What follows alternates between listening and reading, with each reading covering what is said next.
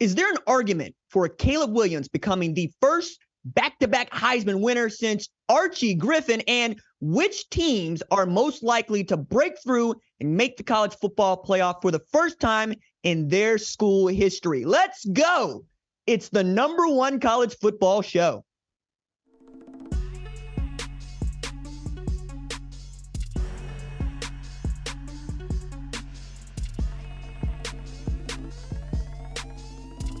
What's up, kinfolk? Welcome to the #1 college football show. I am your host, RJ Young. Thank you for watching on the Fox Sports app, YouTube, or listening wherever you get your podcast. Today on the show, we're going to go through teams that I think could break through and make the college football playoff for the first time in their school's history.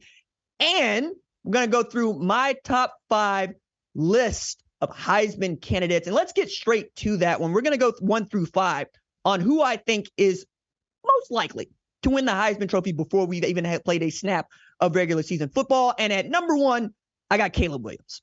Okay. He is the reigning Heisman Trophy winner. He did this despite losing the Pac-12 championship and losing to Utah twice, because it feels like there is no situation for which Caleb Williams cannot find an answer. He is the most athletic quarterback in the sport today. The things that he's been able to do even on one leg are tremendous. And that's one of the reasons why we're thinking about him. We're also thinking about him because as dynamic and fun as he is, maybe the most dynamic and fun player at USC since Reggie Bush, and I mean that, it's mostly about the stats that are, for me, are just ridiculous. We're talking about a guy that threw for 4,500, right? Had more than 50 TDs, can do anything he wants with a football. He's the best player in college football. But Heisman voters are petty. You'll know this. I'm not a big fan of the Heisman, and it's not because I don't like the Heisman players. Like the guys that win the trophies, generally like them. The way in which we go about picking the guys that win the trophy, I think that's antiquated, outdated, and we should change it because we haven't had a repeat winner since 1974 and 1975, Ohio State running back Archie Griffin. It's become a thing that it's not that Archie Griffin won the Heisman. It's that he's the guy that won it twice. Okay? One of the things that the Heisman voters have stuck to is we don't like it when freshmen are up for the award. They broke that for Johnny Manziel. They probably feel sort of gun shy about it. Another thing is this thing about taking Heisman trophies back. I still don't get that one. And I've been loud about Reggie getting his Heisman back for some time. But more than that, if Caleb Williams does this year what he did last year, would he win the Heisman Trophy? I mean, it's an honest question here. And I put it out on the Twitters this way. If Kyle McCord, to use a big name quarterback that's in a quarterback derby right now, and a guy that most people have not seen play football. I watched him play Akron, but I'm me, right? If he did what Caleb Williams did last year, would he win the Heisman Trophy? And it's up for debate, right? He's got that Ohio State thing going for him, which we know is powerful. But is it about what kind of a player you are, or is it the kind of stats you put up? I think Caleb Williams is really fun to watch play football, and his attitude about himself and about how people consume him makes him even more fun, which gets me back to this. The Heisman Trophy is as much about talent and stats as it is attitude. Lincoln Riley has done a good job of keeping guys that have personalities on a football field playing their best football. I'm thinking about Baker Mayfield, right? Who, no matter what you think about Baker, you think something about Baker. Kyler Murray's a better athlete than Caleb Williams, but my God, is Caleb Williams a much more fun person to hear talk, to see play football, and really to see how he goes about in the games. Like, I don't think Kyler Murray's going to put the John Cena move on his fingernails next to Utah. It's just not going to, that's not his get down. He's a baseball player. Baseball players, for the most part, are not the most talkative men in the world. They don't have a whole hell of a lot to say. It's even frowned upon in the sport. It's one of the reasons why I probably always stuck out as a sore thumb in baseball, because I always wanted to talk my noise, especially behind the plate. Blue would tell me, hey, catch, pipe down. Yes, sir, because I want balls and strikes. I think that if Caleb Williams puts up 5,060, a la Joe Burrow, he's going to be the first player since Archie Griffin to win the Heisman Trophy. And then we're talking about, is he the best college football player, or win the Heisman Trophy twice? And then we're going to be talking about, is he the best college football player of all time? That's still Cam Newton, because no matter how good Caleb Williams is going to be, A, they both got Heismans, and B, Cam Newton did this with like one other NFL player on the roster at Auburn, and that dude played defense. Okay? Superman is originally that dude in Auburn, Alabama. Caving for Caleb is a thing that I need to start saying. Like, since Jim Nagy put it in my brain, we need to come up with some way of tanking for Tua, who's going to want the number 1 pick in 2024, which we know is going to be Caleb Williams. I'm calling it caving for Caleb. Put the hashtag in there. I think it rhymes. It's cool. Lincoln Riley could also be the 3rd head coach to have 4 Heisman winners as a head coach. The other ones are Frank Lehigh at Notre Dame and Nick Saban, which is interesting because I don't think there was a Heisman winner before Nick Saban got to Alabama, which is kind of wild. And he had a wide receiver win that damn thing, which leads me to number 2 on the list, Ohio State wide receiver Marvin Harrison Jr. That dude is capable of doing for Ohio State what Devontae Smith did for Alabama. That's wild, because Devontae Smith was an assassin, Slim Reaper, the dude that took Georgia's national championship away from it in double OT from a quarterback came off the bench because he's that man. The dude that won the Heisman even though Jalen Waddle was a better player because Jalen Waddle got hurt. The dude who answered the bell. The dude that Charles Kelly said, hey, look, Devontae Smith could have played corner for us. We just didn't need him. That's who Marvin Harrison Jr. is. And when you're looking at his ability, this catch he's making right here against Indiana, we got the 1 foot in bounds. I asked him about it. I said, hey, did you think you were going to get that foot in? Said, yeah, I knew that I got that foot in. Just kind of matter of factly. He's not gregarious, right? He's not loud and out there. He goes about his business. A lot of things that impressed me about Marvin Harrison Jr., but none more than his work ethic, because it's one thing to be as talented as he is and to have the pedigree that he does. His father is a college football Hall of Fame nominee, I think, and I know he's in the Pro Football Hall of Fame, but he also wore a blue tie to Big Ten Media Days, for which he got a lot of side eye. And then come to find out, the man was wearing a blue tie and a white shirt and a gray suit to honor his father as he walked into Lucas Oil Stadium, the place his father made famous, playing for the Indianapolis Colts. There's layers to this dude. There are levels here. I love this because that's the only way you can get away with wearing a blue tie and being an Ohio State receiver. Played it perfectly. It's also a dude that asked his coaches at St. Joe's Prep, hey, coach, when we do our drills for getting feet in bounds, can we do 2? Why? Because I'm training to be a pro. And in the pros, you got to get 2 feet in bounds. We play high school football, we play college football, but I'm preparing to be a pro. Goodness me. And he changed the drill. That's the kind of moxie and the kind of attitude that Marvin Harrison Jr. could inspire in his coaches. They changed up the drill for him. Other way of looking at this, Ryan Day told a story that I really love. So going into a week of game prep, it is one thing for a player to catch balls off the jugs machine, right? A lot of guys do it. A lot of guys do it wrongly. There's all sorts of ways to do it wrongly, which is standing in front of the jug machine and catching balls when you should be probably running routes and catching balls. That's what Marvin Harrison Jr. was doing. He's running routes, catching balls, but he was doing it as a part of their walkthrough for that week's game preparation. Again, levels to this. He's not just out there doing things. He's out there working with purpose. And it's the reason why could be the first Biletnikoff Award winner since Terry Glenn at Ohio State, which is like 1995. And I think he could win a Heisman Trophy if Kyle McCord is back there throwing passes and they got that thing going on from St. Joe's Prep. They had that thing going on where it is, we're drift compatible. They're in the same Jaeger making it happen. Call Ohio State Gypsy Danger. Number 3 on the list for me, Blake Corum. All right. There's layers to this too. Blake Corum should have been a finalist for the Heisman Trophy last year.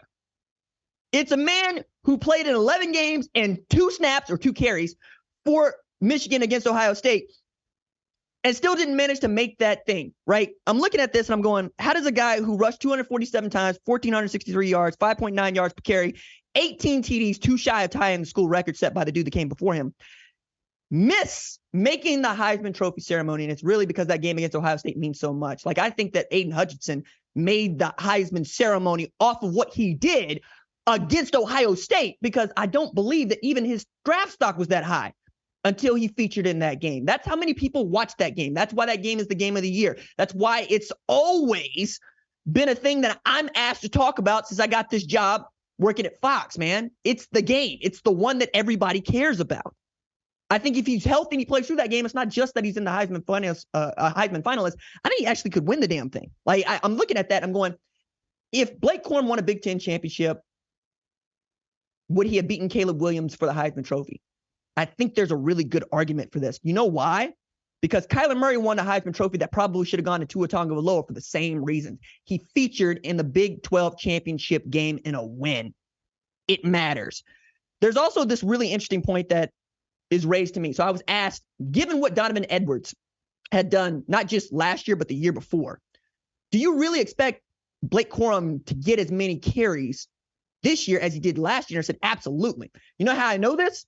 Because Blake Corum was every bit the home run hitter that Donovan Edwards is when he was behind Hassan Haskins in 2021. Hassan Haskins 2021 run the ball 270 times for 1,327 yards, 4.9 yards per clip, 20 TDs.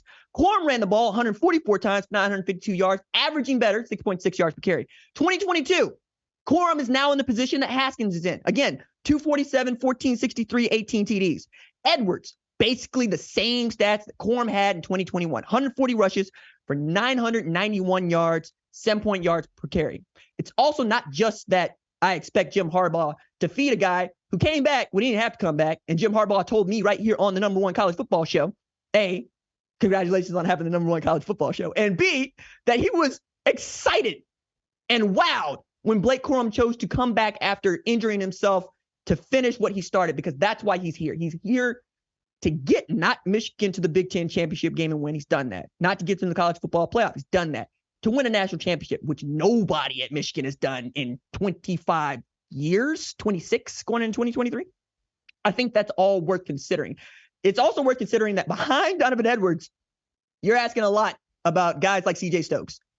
Like, I understand that you got a true freshman that popped during the spring game, but it's also spring.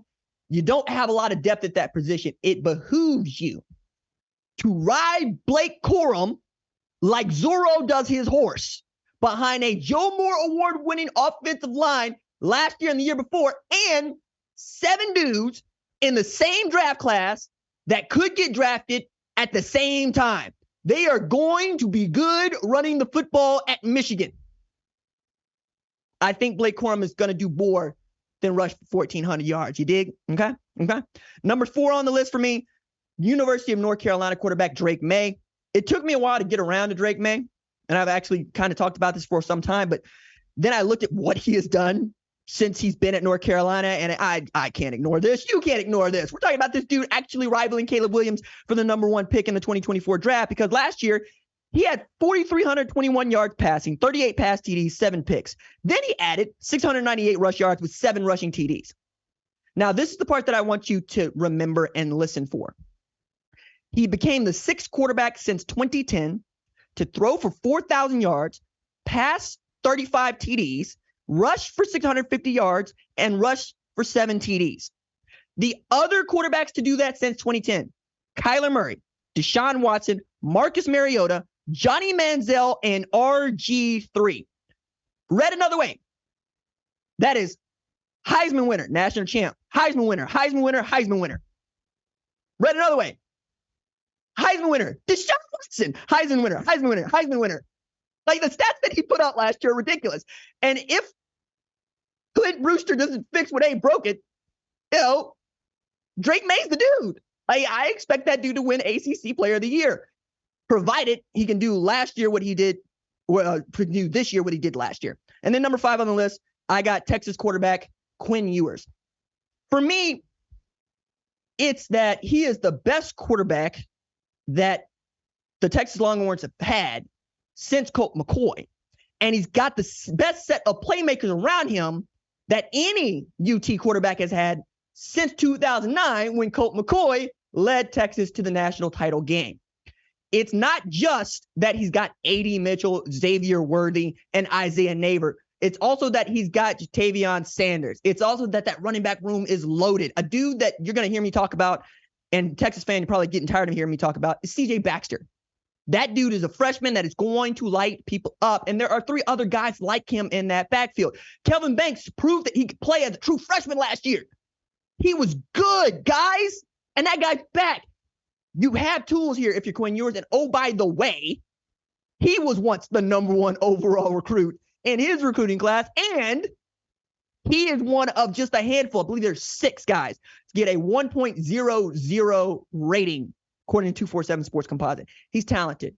He's chiseled up. He's a year older, basically played a freshman year that was off and on. And if he doesn't get injured against Alabama, they beat Alabama before Tennessee does.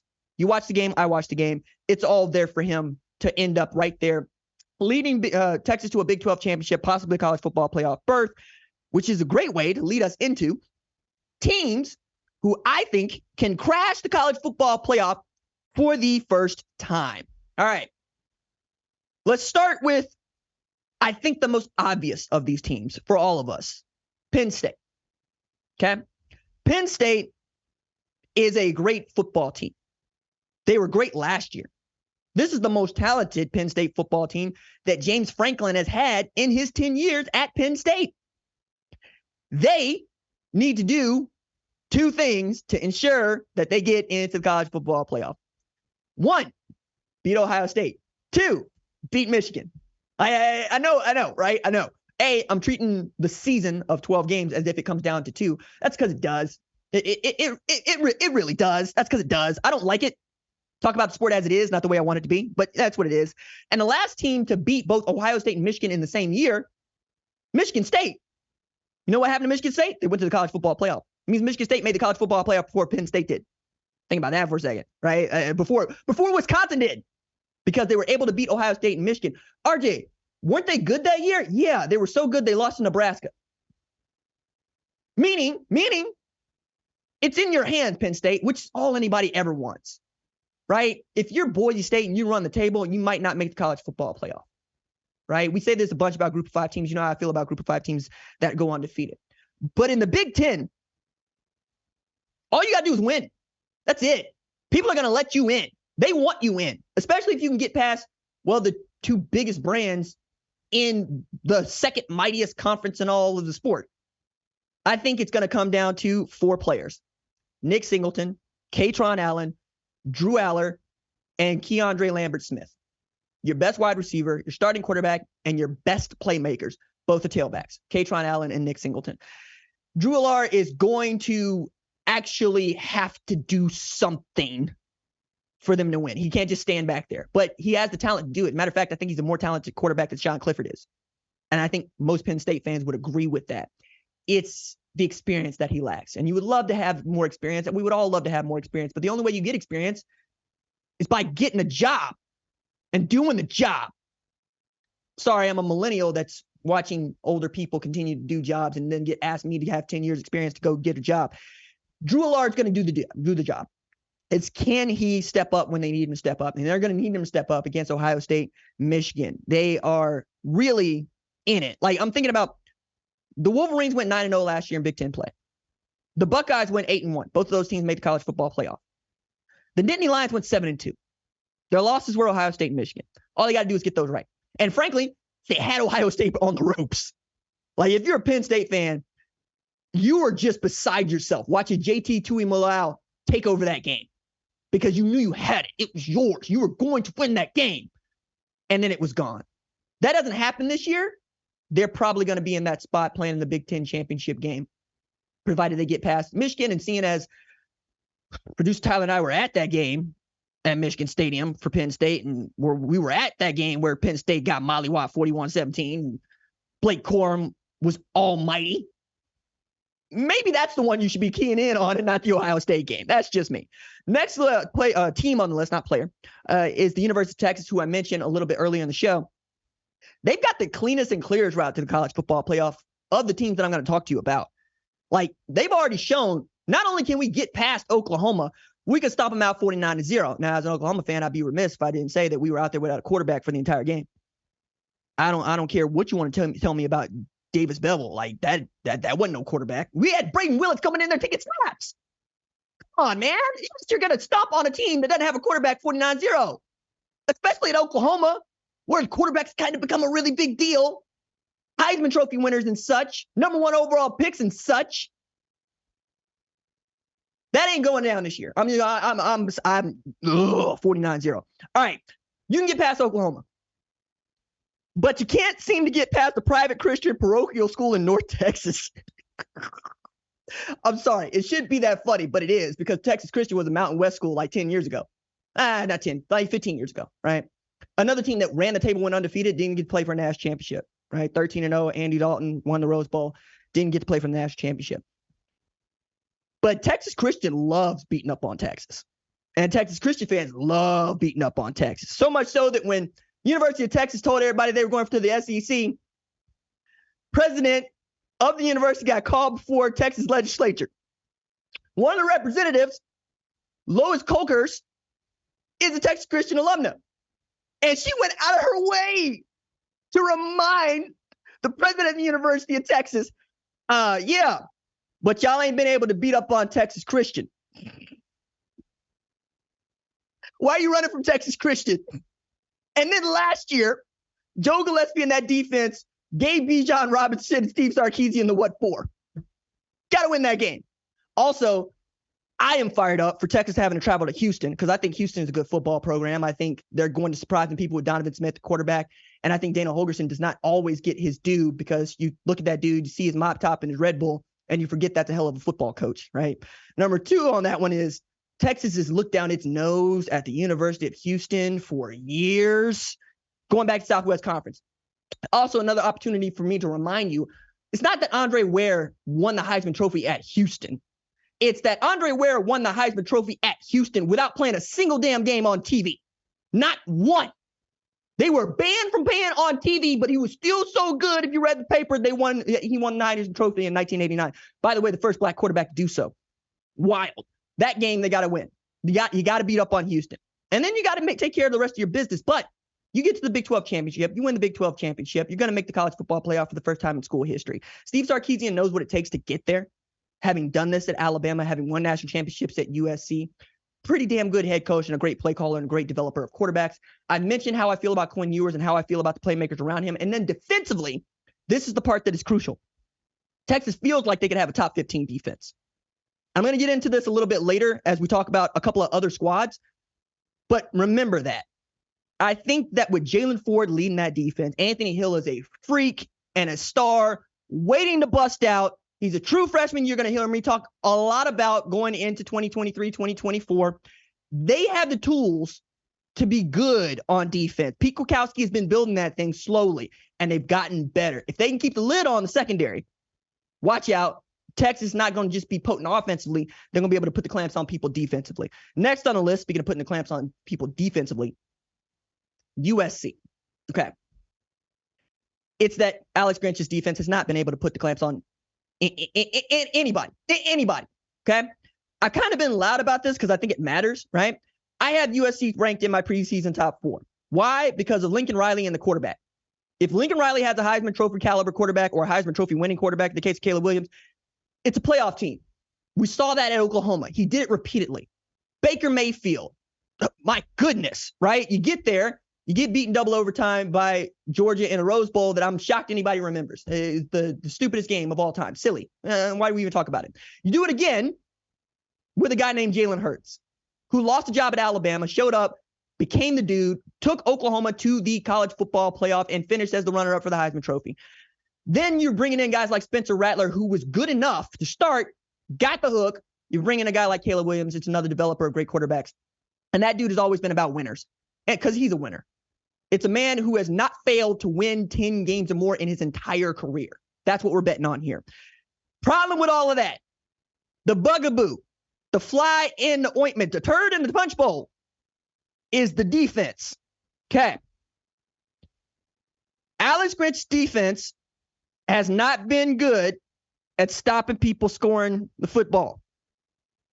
The best statistical year that Alex Grinch's defense has had since Oklahoma is 2020, when they finished 28th in scoring defense, which is mostly a junk statistic because not everybody played 12 games. Nobody played. And I'll take that back. Alabama did, right? But Alabama's the only team that I think gets to call 2020 a full season because they played a full season and went undefeated, and it's remarkable what they were to do.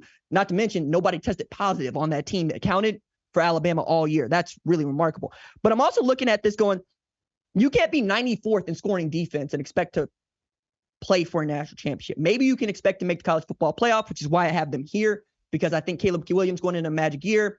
with the tailbacks they have, guys like Raleek Brown being back there, and you know what kind of players they have at wide receiver. Mario Williams, I think, is going to have a breakout season. They added great players out of the transfer portal. It's going to be fine. It's going to be fine offensively. They're going to win more games than they probably should, and they're going to get takeaways. They're going to get tackles for loss because that's what Alex Grinch's defense does really well. Get into the backfield, put people on the ground, and take the ball away. But you can't depend on taking the ball away because it's an opportunistic statistic. You can't go into a game saying we're going to get 3 takeaways. No, nobody does. You go into a game looking to get stops. You count punts, not takeaways. You count how many times you get the ball back to the offense, not takeaways. Okay? However that needs to happen. It's also important to point out here that you have to have a top 15 defense if you want to win a national championship, and that gets to be kind of a junk statistic as you get in the college football playoff because obviously Texas Christian did not have a top 15 defense and yet made the college football playoff. But that's not what you're seeking if you're USC too. You're not seeking to just make the college football playoff. You're seeking to win national championships. But if the defense is even casually good, USC makes the college football playoff. You know how I know that? Because voters, select committee members, they just don't like Utah, which is the other reason that I got Utah on the list here. Utah is running on disrespect. Now that's the octane. I actually got like 6 rules for life. The first rule is the world runs on spite. People end up doing stuff because you said they can't or because they feel slighted. Happens all the time. Utah has more reason to feel slighted than any other team in this top 25 by the AP or by me and of any team coming back into college football this year because they won the Pac-12 championship twice. They've beaten this team USC that everybody thought was going to beat up on them twice. They have made the Rose Bowl twice. And each time Cam Rising's been on the field, they've been damn near unbeatable in their conference. You can't go to Utah and expect to get wins. And yet it's not a team that plays in the college football playoff despite having, won a Pac-12 championship. They gotten close a couple of times. Think about like 2018 when I think Oregon was able to upset them and get Oklahoma at that spot. A lot of things breaking your way or not breaking your way. But it is a team that feels right there on the edge. All they got to do is not lose 4 games to start. If they run their conference slate undefeated, they win a Pac-12 championship, they ought to be right there. There's going to be no more Cincinnati's because we've decided it was nice that we got it in there. I personally felt vindicated, but everybody gets the same right to get stomped out by Georgia, Alabama. That is what it is. I would love to see Utah, another great former Mountain West team like Texas Christian, make it into the college football playoff this year. They certainly play a really tough brand of football. Anybody who's watched Utah football feels good about it. Like it's the kind of football that I grew up watching in the 90s, where the quarterback is a get or done type, the type that just comes out and says, we're not going to lose today. And the running backs carry the mail. And the defense says, not today. Defense just straight up says, not today. You might go up on somebody else, but not today. And if you do go up on us, we're going to take it personally, right? And the offense can get hot and actually put some people to bed. Like I'm thinking about putting up 47 on USC for starters there. Next team on the list that I want to talk about here is Iowa. All right. It's real simple for me. Win the Big Ten West and don't get 40 dropped on you by Michigan and Ohio State, which is nice for them because they don't play Michigan or Ohio State in 2023. So the road really is about Penn State. They got Penn State on the schedule. We would love for you to get past Penn State if you're going to make it to the college football playoff, but you don't need to do that. You need to win the Big Ten West, and then you got a seat at the table. This is another reason why we think divisions going away is a good thing, because the idea that Purdue and Iowa are playing for a Big Ten championship does not exactly sit well with national neutrals who would like to see Ohio State and Michigan play for the Big Ten championship, or Penn State, Ohio State, or Michigan play for the Big Ten championship. It feels wrong that Penn State could be the 3rd best team in their division, but also make the Rose Bowl. You want to see that spot a little, not easier for Penn State, but certainly tougher for the Big Ten West. But these are the rules. This is the game as it is, not as I want it to be. And right now, all Iowa's got to do is take care of business. And I think they got a quarterback that is an upgrade from the quarterback play they've had the last couple of years, which is no small thing.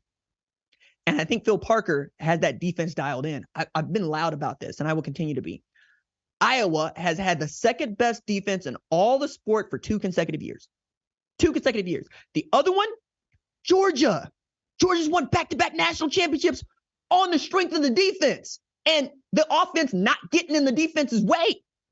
I mean, I'm looking at the way that I was able to score touchdowns last year, win football games, and we're talking about pick sixes.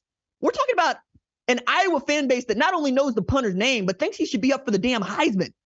That's how much they care about all three phases. That's how good they are in special teams and on defense. You know, like the idea that you could put together a football program built around defense that doesn't win championships doesn't sit well with us. And it really is about quarterback play. Cade McNamara was able to show he could lead Michigan to the Big Ten championship and to a college football playoff. Michigan fans be like, yeah, dinking and dumping. That's what Iowa needs. They need a dude that's going to manage the offense. They don't need a gunslinger. They don't need a dude that's going to try to throw a football through a keyhole. They need a dude that's going to throw it out of bounds. They need a dude that's going to check to the run. They need a dude that's going to put the defense in plus territory and let them go to work. I mean, Jack Campbell, Seth Benson, that's last year. Riley Moss last year. Cooper DeJean, dude that you've heard from on this show, might be the best defensive back in football. They're moving him from safety to corner. You know, like you can just do that. I think that Iowa has it there for them. Of all of these teams, maybe they have the second cleanest route to a college football playoff bid.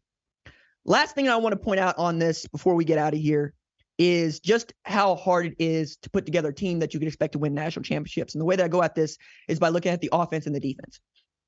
By now, it should not surprise you that Georgia had the number 5 scoring offense and the number 5 scoring defense in all the sport last year. They were equally balanced, as all things should be. Accidental Thanosing their way to a national championship. Okay? 2021, when they won it, they had the number 9 scoring offense and the number 1 scoring defense. Okay? Take it to 2020, Alabama. They had the number 2 scoring offense. They had the number 13 scoring defense. 2019, LSU. Offense was on defense. It's like white on rice and a glass of milk and a paper plate in a snowstorm. Didn't matter what the damn defense was doing, apparently. But even then, they were number 33 in scoring defense, right? What I'm saying is, go back to 2018. You go to Clemson. Number 1 in scoring offense, number 4 in scoring offense, number 1 in scoring defense. You have to be good on both sides of the ball. I mean, really, really good. And if you are not, say, USC looking at 2019 LSU going, why not us? Yeah, put up 50 a game, have a 5,600-yard passer with 60 TDs and 6 picks. Cool, Caleb Williams. There it is, right there. Lead that offense to heights that it has never seen before. Take it back to 2004, 2005, 2003 USC. That's what it's going to take. I'm saying this is hard. I'm saying sometimes we forget how difficult it is to run the table, how difficult it is to win league championships, how difficult it is to make the college football playoff, how difficult it is to look at a group of suits in a boardroom at a resort and tell them that you are one of the best teams in college football and them to thumb their nose at you. Them to not even think about a scoreboard, which doesn't matter. Being right, especially in college football, is not a matter of fact. It is a matter of emotion. No matter what the facts might say, what's going to sway you is how you feel. If Caleb Williams lights you up with some electricity, you're probably going to think that he should win the Heisman Trophy, regardless of what anybody else is doing that might have better statistics because you didn't see it and you didn't feel it. That's what we do here on the number 1 college football show. We feel this sport. I love this. I love this stuff. I really do. All right. That is going to do it for this episode of the number 1 college football show. We will be back next week, and we're going to have our first live show on September 2nd, right here, same place, about 10:30, 11 o'clock. Going to get into the nitty gritty. Week 1, college football, talk a little bit about week 0, what happens. We're going to make some predictions. We're going to get way out in front of our skis. We're going to have a damn good time. All right. My thanks, as always, to our lead producer, Tyler Wojak. Our senior producer is Catherine Donnelly. Our social media maven is Javion Duncan. Our production assistant is Kiara Santana. Our lead screener are Jack Coakley and Twain Westfall. I'm the host, RJ. We will see y'all next time. Deuces.